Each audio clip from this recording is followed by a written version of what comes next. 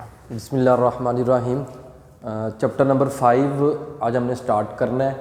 Chapter number 5 के अंदर start में कुछ डेफिनेशंस आ रही हैं जिसकी बेस पर पूरा चैप्टर इंशाल्लाह डिस्कस होगा और ये शॉर्ट क्वेश्चन आंसर के लिए बहुत ही इम्पोर्टेंट जो है ये सेक्शन है, जिसमें आप चैप्टर नंबर 3 और 4 के अंदर जो लीनियर मोशन को स्टडी करके आए हैं उसकी बेस पर हमने क्या करना है, अब सर्कुलर मोशन को, एंगुलर मोशन को जो है ना हमने डिस्कस करना है इस चैप्टर के अंदर। ठीक है, जैसे चैप्टर नंबर 3 के अंदर जब आपने मोशन को स्टार्ट किया, सबसे पहले पढ़ा आपने डिस्प्लेसमेंट, फिर वेलोसिटी को पढ़ा, फिर एक्सेलरेशन को पढ़ा। ये तीनों पैरामीटर आप लीनियर मोशन के अंदर स्टडी कर रहे थे। अब हम इन पैरामीटर्स को जो क्या करेंगे, एंगुलर मोशन के अंदर स्टडी करेंगे कि एंगुलर डिस्प्लेसमेंट क्या होता है, एंगुलर वेलोसिटी क्या है, एंगुलर एक्सेलरेशंस क्या है और इनके रिलेशन है लीनियर वेलोसिटी का एंगुलर वेलोसिटी से रिलेशन, लीनियर डिस्प्लेसमेंट का एंगुलर डिस्प्लेसमेंट के साथ, लीनियर एक्सेलरेशन का एंगुलर एक्सेलरेशन के साथ क्या ताल्लुक है। और एंड पर जाकर हमने इक्वेशंस को, जो लीनियर मोशन की इक्वेशंस हैं उनको एंगुलर मोशन की इक्वेशन के अंदर वो कन्वर्ट करना भी सीखना है। जो बड़ी जल्दी शॉर्टकट सा एक मेथड होगा कि हम इसको डायरेक्ट उसमें इस पैरामीटर्स को किस तरीके से कन्वर्ट कर सकते हैं। तो स्टार्ट करते हैं जी। सबसे पहले हम एंगुलर डिस्प्लेसमेंट से स्टार्ट करते हैं। एंगुलर डिस्प्लेसमेंट बेसिकली क्या है, angle trace at the centre of the circle.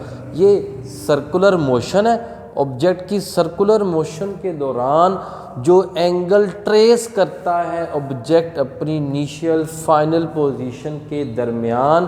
ठीक है, क्या ये पोजीशन वेक्टर, ये position vector in a certain time, किसी भी टाइम के अंदर जितने एंगल ट्रेस आउट किया होता है, that angle is called its angular displacement. Angular displacement जो एक वेक्टर क्वांटिटी कंसिडर की जाती है, इसकी डायरेक्शन कैलकुलेट करने के लिए हमने राइट हैंड रूल को फॉलो करना होता है। अब राइट हैंड रूल को किस तरीके से फॉलो करते हैं, राइट हैंड रूल्स हम पहले भी सीख चुके हैं। ज़रा देखिए क्या है जी, जिस डायरेक्शन में भी ऑब्जेक्ट रोटेट हो रहा है, जैसे ही मैंने ये एक डायरेक्शन ली हुई है कि ऑब्जेक्ट इस तरीके से रोटेट हो रहा है, तो अपने राइट हैंड की फिंगर्स को रोटेशन की डायरेक्शन में रोटेट करवा लें, जिस डायरेक्शन में ऑब्जेक्ट रोटेट कर रहा है। तो ये इरेक्टेड थंब जो होता है इसकी डायरेक्शन को रिप्रेजेंट करेगा।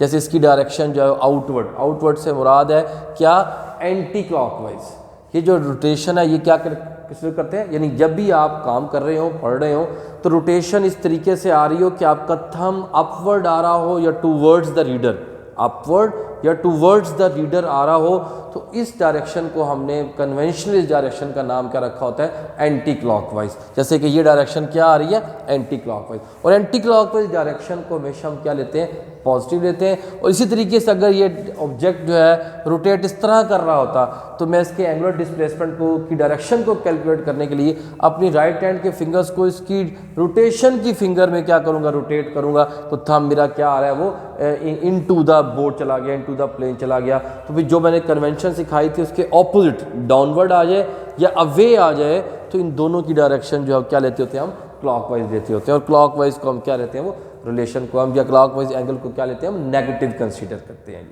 ठीक है जी, बात समझ आ रही। अच्छा, अब अगली बात, ये जो यहाँ से लेके यहाँ तक इस सर्कुलर पाथ के ऊपर जो डिस्टेंस ट्रेवल किया जा रहा है, इसको बोलते होते हैं हम आर्क लेंथ। ये क्या होती है, ये आर्क लेंथ है, जो कहाँ से P1 पॉइंट से P2 तक, ये इसने आर्क लेंथ कवर की है। ये जो दरमियान में इसका सर्कल का रेडियस आ रहा है, इसको आर्क। जब हम इस एंगल को, आर्क लेंथ को, रेडियस को रिलेट करते हैं, तो हमारे पास ये डेफिनेशन जो चैप्टर नंबर 1 के अंदर हमने एंगल के यूनिट्स में पढ़ा था, रेडियन, वहाँ पर हमने इसको डिफाइन किया था। तो यहाँ पर एक रिलेशन आ रहा है जो क्या रिलेट करता है, इस लीनियर डिस्टेंस को और इस एंगुलर डिस्प्लेसमेंट को आपस में रिलेट कर रहा है। लीनियर डिस्प्लेसमेंट और एंगुलर डिस्प्लेसमेंट का रिलेशन है S is equals to R theta. Theta क्या रिप्रेजेंट कर रहा है, एंगुलर डिस्प्लेसमेंट। एस किसको रिप्रेजेंट कर रहा है, आर्क लेंथ को, लीनियर डिस्प्लेसमेंट को।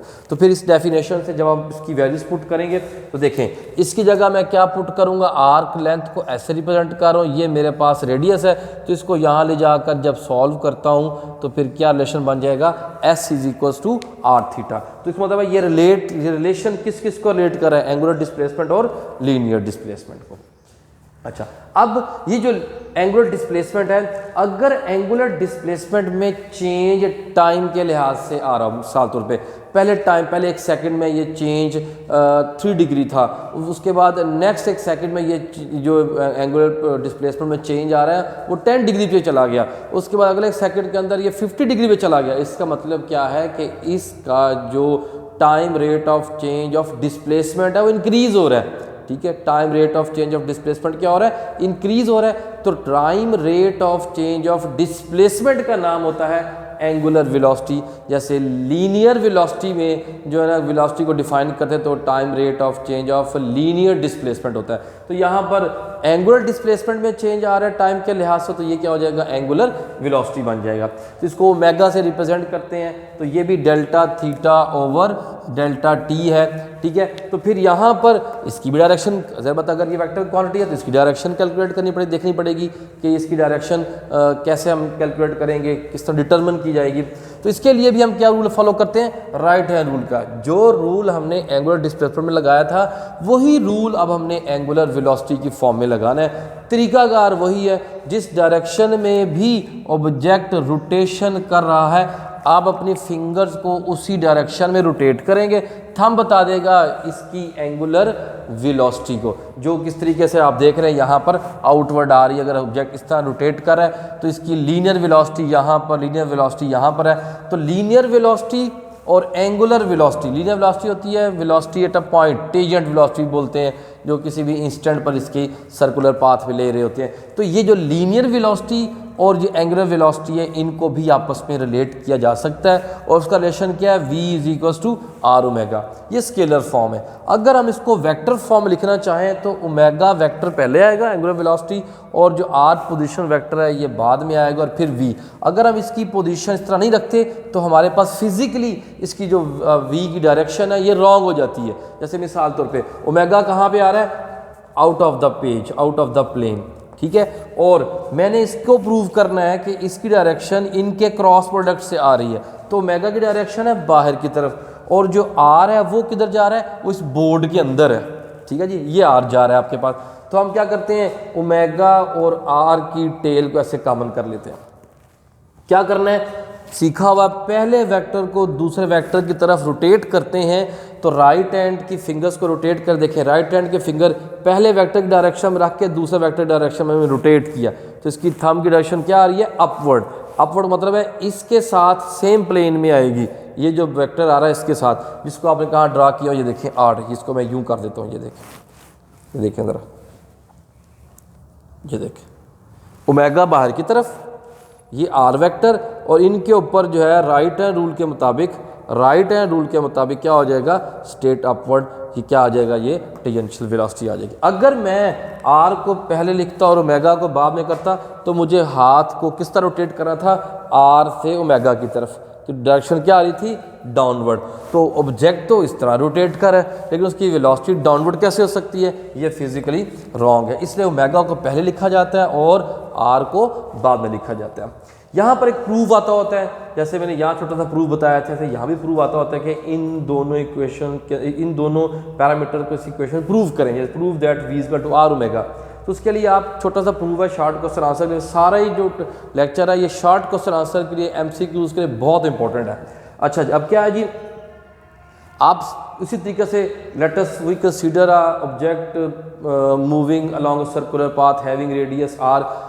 एक छोटी सी सिचुएशन को डिस्कस करने के लिए 2-3 लाइनों में यानी आप सिचुएशन को बनाएं और फिर उसका बताएं कि delta S is equals to R delta theta, यानी जैसे जैसे उसके थीटा में चेंज आएगा वैसे वैसे उसके डिस्प्लेसमेंट में, ठीक है, लीनियर डिस्प्लेसमेंट में चेंज आ रहा है। क्वेश्चन को टाइम से डिवाइड करके, और ये डेफिनेशन बन गई है लीनियर वेलोसिटी की, ये डेफिनेशन बन गई है एंगुलर वेलोसिटी की। तो v equal to R omega which is our required proof. ये 2 नंबर के लिए छोटा सा प्रूफ डायग्राम बना के थोड़ी सिचुएशन डिस्कस कर लें।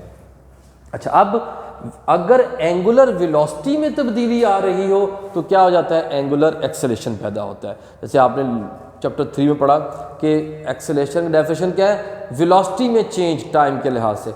तो ये फिर एंगुलर एक्सेलरेशन भी क्या होगा, एंगुलर वेलोसिटी में चेंज टाइम के लिहाज से, यानी विद रिस्पेक्ट टाइम अगर आपकी एंगुलर वेलोसिटी चेंज हो रही है तो समझे एंगुलर एक्सेलरेशन भी जनरेट हो रही है। मैं लिख रहा हूँ the rate of change of angular velocity, इसको अल्फा से रिप्रेजेंट करते हैं और delta omega over delta T, ठीक है। ये इसको जो है ना क्या लेते हैं, जैसे ये डेफिनेशन है, ऐसे ही जैसे मैंने यहाँ रिलेट किया था, ये रिलेशन है लीनियर या टेंजेंशियल एक्सेलरेशन का एंगुलर एक्सेलरेशन के साथ। इसको भी जब वेक्टर फॉर्म में लिखा जाता है, इसको भी अल्फा को हम पहले लिखते हैं और बाद में जो है ना आर वेक्टर को लेते हैं, फिर हमारे पास जो टेंजेंशियल एक्सेलरेशन है इसकी डायरेक्शन जो है वो फिजिकली करेक्ट आती है, अदरवाइज ऑर्डर चेंज करने पर डायरेक्शन क्या हो जाती है, वो गलत हो जाती है। इसलिए ओमेगा को क्या लिखते हैं, वो हम अल्फा को, ये आपका एंगुलर एक्सेलरेशन है, इसको क्या लिखते हैं, हम पहले लिखते हैं। अब यहाँ एक बात जो आपकी बुक की से थोड़ा सा हम हट के कर लेते हैं अंडरस्टैंडिंग के लिए, कि सर्कुलर मोशन जो है, सर्कुलर मोशन के अंदर जो एक्सेलरेशन है वो इस तरीके से दो तरह का एक्सेलरेशन पैदा होता है। अगर तो आपकी सर्कुलर मोशन यूनिफॉर्म है, सर्कुलर मोशन यूनिफॉर्म को समझे क्या मतलब, यूनिफॉर्म सर्कुलर मोशन से मुराद है उसकी एंगुलर वेलोसिटी क्या हो, कांस्टेंट, एंगुलर वेलोसिटी क्या आ रही हो, कांस्टेंट। मैं इसको लिख देता हूँ एंगुलर वेलोसिटी की मैग्नीट्यूड क्या हो, कांस्टेंट हो, तो उस वक्त एंगुलर एक्सेलरेशन पैदा ही नहीं होता।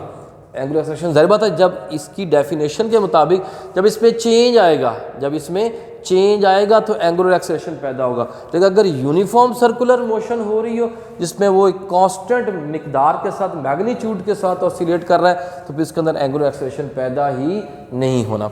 लेकिन अगर आपके पास सिस्टम ऐसा है जो नॉन यूनिफॉर्म सर्कुलर मोशन कर रहा है, नॉन यूनिफॉर्म सर्कुलर मोशन से मुराद क्या है, नॉन यूनिफॉर्म सर्कुलर मोशन से मुराद है कि या तो वो अपनी स्पीड को इंक्रीज कर रहा हो या स्पीड को क्या कर रहा हो, डिक्रीज कर रहा हो, तो फिर उसकी जो मोशन क्या हो जाएगी, वो नॉन यूनिफॉर्म सर्कुलर मोशन बन जाएगी। अब नॉन यूनिफॉर्म सर्कुलर मोशन के केस के अंदर अब आपका ओमेगा क्या हो रहा है, चेंज हो रहा है। अगर ओमेगा चेंज हो रहा है तो फिर समझे एंगुलर एक्सेलरेशन पैदा होगा। एंगुलर एक्सेलरेशन, अब एंगुलर एक्सेलरेशन की डायरेक्शन कैसे होगी वो आपको पहले बताया कि हम किससे मालूम करेंगे, राइट हैंड रूल से। जैसे मैंने यहाँ पर ड्रॉ किया है कि अगर ये ऑब्जेक्ट इस तरीके से मूव कर रहा है और नॉन यूनिफॉर्म सर्कुलर मोशन कर रहा है तो इसका डिस्प्लेसमेंट भी थंब की डायरेक्शन में, इसका एंगुलर वेलोसिटी भी इस डायरेक्शन में और इसका एंगुलर एक्सेलरेशन इस डायरेक्शन में है, तीनों डायरेक्शन। तो इसके अंदर जो है फिर एक्सेलरेशन उस वक्त पैदा होगा जब इसकी स्पीड के अंदर, जब इसकी जो है ना ये टेंजेंशियल वेलोसिटी है, इसकी मैग्नीट्यूड के अंदर जब चेंज आएगा तब आपके पास क्या पैदा होगा, एंगुलर एक्सेलरेशन पैदा होगा। तो फिर यहाँ से हमने जो है ना ये रिलेशंस जो बनाए हैं, इससे एक बात हमने सिंपली सीख ली है कि हम लीनियर डिस्प्लेसमेंट को एंगुलर डिस्प्लेसमेंट से डायरेक्ट चेंज कर सकते हैं, कोई इशू नहीं है, प्रूव भी किया जा सकता है यहाँ पे।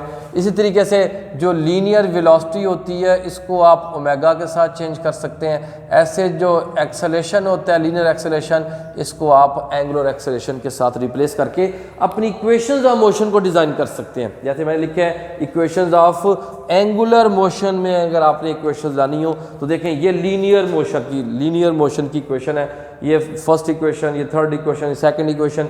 जब आप इसको कन्वर्ट करते हैं एंगुलर मोशन के अंदर, जस्ट वेलोसिटी को लीनियर वेलोसिटी को एंगुलर वेलोसिटी से चेंज कर दिया, जैसे एक्सेलरेशन को एंगुलर एक्सेलरेशन से चेंज कर दिया, जैसे एस को थीटा से चेंज कर दिया, ऐसे एस को थीटा से चेंज कर दिया, तो ये इक्वेशंस आपके पास क्या हो जाएंगी, बिल्कुल ऐसे यूनिफॉर्म सर्कुलर मोशन के अंदर मूविंग विद कांस्टेंट या यूनिफॉर्म एक्सेलरेशन। अगर कोई ऑब्जेक्ट सर्कुलर मोशन कर रहा है तो उसके ऊपर ये क्वेश्चन लगाकर हम उसको न्यूमेरिकल को प्रॉब्लम जो है उसको सॉल्व कर सकते हैं जी। अस्सलाम वालेकुम।